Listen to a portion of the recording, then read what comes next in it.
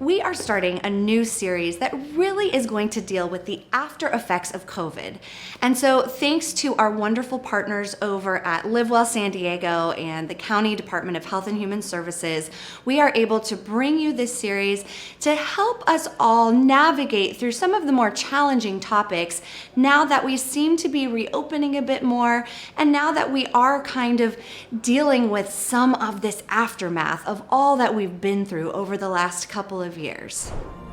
So many of us have been experiencing what I'm going to refer to as the whiplash effect of COVID.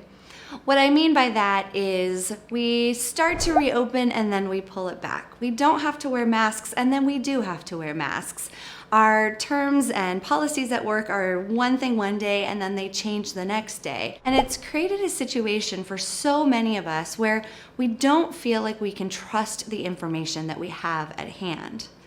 One of the things that we know in conflict resolution is that when there's no trust, we are much more likely to see conflict. And so I think this is a principle that is very important to be aware of,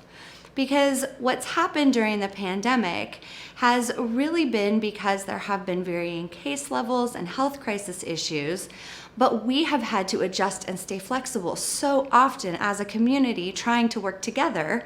that it's really created sometimes a lack of trust between ourselves, us and our government, us and our workplaces, and so we don't know how to take the next step forward.